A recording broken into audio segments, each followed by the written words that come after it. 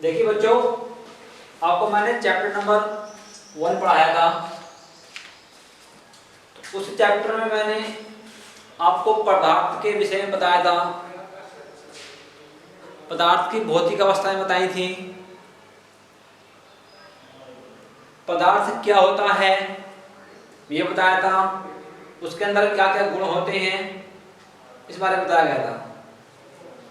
तो उस चैप्टर में जो हमने बात करी थी, तो हम उसको बहुत कम समय में थोड़ा रिपीट करते हैं। पदार्थ क्या है?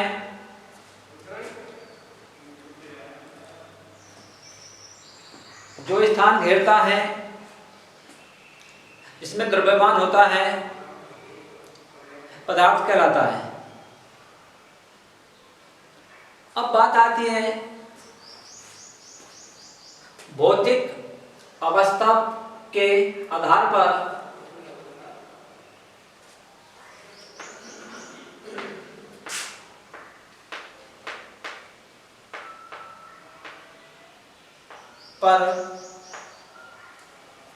जो आपका द्रव्य है या पदार्थ है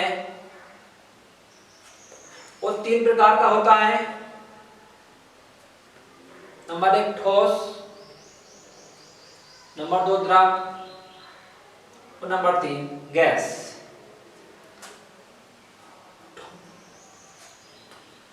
इसके विषय में मतलब ठोस क्या होता है, इसके अणु किस प्रकार अमेजिंग होते हैं, जुड़े हुए रहते हैं। इससे पहले चैप्टर में मैंने आपको बताया है। ऐसे मैंने आपको गैस के विषय में बताया है और द्रव के विषय में बताया है। तो आज जो हम बात करने जा रहे हैं, तो हमारा चैप्टर नंबर 2, क्या हमारे आसपास के पदार्थ शुद्ध हैं। तो इस चैप्टर में जो हम द्रव्य का वर्गीकरण करेंगे तो वो करेंगे रासायनिक संगठन के आधार पर। इसको यहां मिटा दो कि अब जो हम बात करेंगे रासायनिक संगठन के आधार पर द्रव्य का वर्गीकरण। अब रासायनिक यानी कि रसायन की दृष्टि से यदि हम द्रव्य के बारे में देखिए, द्रव्य क्या हो, पदार्थ क्या हो, क्या मैटर क्या हो, एक ही पॉइंट से तीनों। तो जब हम उसके विषय में बात करते हैं तो आपका जो द्रव्य है वो 2 भागों में डिवाइड हो जाता है, बढ़ जाता है। नंबर 1 शुद्ध पदार्थ, नंबर 2 मिश्रण। अब जो आपके शुद्ध पदार्थ हैं तो वो शुद्ध पदार्थ आपके डिवाइड होते हैं 2 भागों में, एक तत्व एक यौगिक। जो आपके तत्व होते हैं, इनका हमारी सृष्टि में आज लगभग 118 तत्व ज्ञात हैं। उन 118 तत्वों में से तो वो तत्व हैं, तो वो तत्व भी 3 भागों में बटे हुए हैं। धातु, उपधातु, अधातु। यदि हम अब बात करें मिश्रण की, तो आपका मिश्रण 2 प्रकार का होता है, समांगी मिश्रण, विषमांगी मिश्रण, होमोजीनियस, हेटेरोजीनियस। तो अब बात करते हैं हम द्रव्य के बारे में बताया है। इसमें भार होता है, जो स्थान घेरता है द्रव्य कहलाता है। अब बात आती है, सबसे पहले हम पॉइंट नंबर 1 लेते हैं, शुद्ध पदार्थ। शुद्ध, देखिए यदि हम आम भाषा में बात करें तो शुद्ध पदार्थ क्या है? यदि हम जैसे कोई भी चीज है, जैसे आपका जल है तो शुद्ध पदार्थ में आता है, हम तो ये एक जनरल भाषा है। या कुछ भी चीज जैसे हम कहें कि जो आपके घर कोई सब्जी बनी है उसको भी आप शुद्ध कहते हैं, एकदम क्या है, शुद्ध है। आपने कहा गंगा का जल कैसा है, शुद्ध है। तो परंतु रसायन जो है शुद्ध पदार्थ किसे मानता है, उसके अंदर ऐसी क्या प्रॉपर्टी है जो शुद्ध मानता है, उसके विषय में आज हम चर्चा करेंगे। अब देखिए, शुद्ध पदार्थ रसायन की दृष्टि से शुद्ध पदार्थ वे होते हैं जिनका रासायनिक संगठन निश्चित होता है,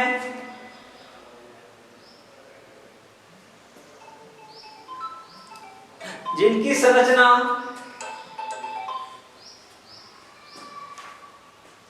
समान होती है, अर्थात जो एक ही प्रकार के सूक्ष्म कणों से मिलकर बना होता है, उसे हम शुद्ध पदार्थ कहते हैं।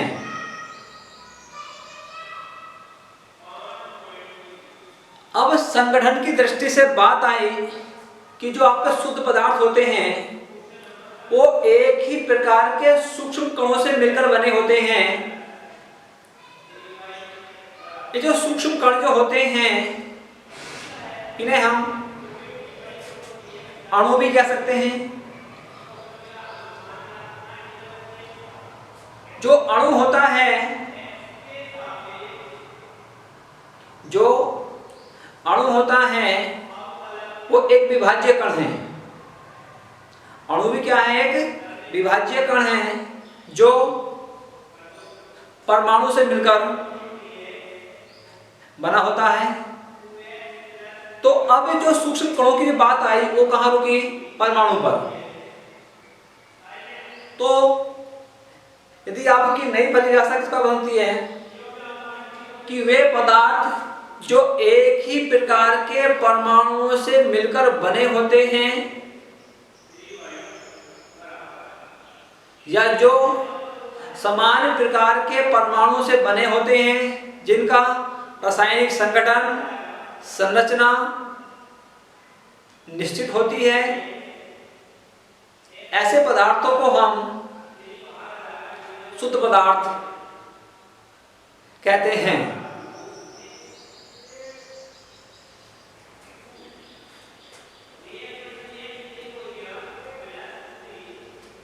अब जो शुद्ध पदार्थ हैं वे एक प्रकार के परमाणु से या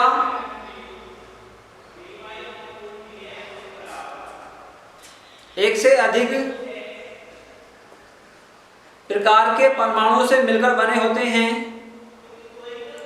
तो उन परमाणुओं की संख्या के आधार पर शुद्ध पदार्थ को दो भागों में बांटा गया है। नंबर 1 आता है तत्व, नंबर 2 आते हैं यौगिक। अब आता है तत्व क्या है। तत्व देखिए, हमारी सृष्टि में आज लगभग 118 तत्व ज्ञात हैं। उन 118 तत्वों में से कुछ धातु हैं, कुछ अधातु हैं, कुछ उपधातु हैं। तो अब तत्व की परिभाषा जो बनती है वो क्या बनती है कि तत्व वह शुद्ध पदार्थ है जो एक ही प्रकार के परमाणुओं से मिलकर बना होता है। एलिमेंट या तत्व कहलाता है। यानी कि जो तत्व के अंदर जितने भी परमाणु होंगे उनका रासायनिक संगठन, उनकी रचना कैसी होगी? एक समान होगी, एक जैसी होगी। जैसे हम बात करें कि आपका सोडियम है, तो सोडियम जो परमाणु है, सोडियम के अंदर जो परमाणु हैं, तो उन परमाणुओं की जो संख्या होगी, यानी कि जो परमाणु की संरचना होगी, उनका जो आकार होगा वो कैसा होगा?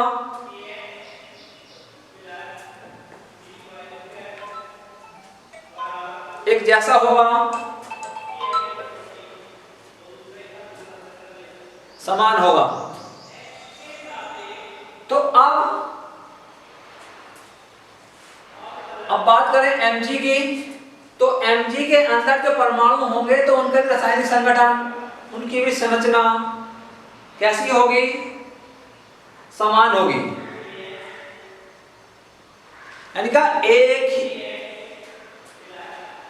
कि बात करें तो एक ही तत्व के जो परमाणु होते हैं तो उनकी रासायनिक संगठन, उनकी संरचना कैसी होती है? समान होती है। परंतु अन्य तत्व के परमाणु से भिन्न होती है, ये बात समझनी है। यानी कि सोडियम के अंदर जितने भी परमाणु होंगे वो सब कैसे होंगे? एक जैसे होंगे, एक समान होंगे, उनका रासायनिक संगठन भी कैसा होगा? निश्चित होगा।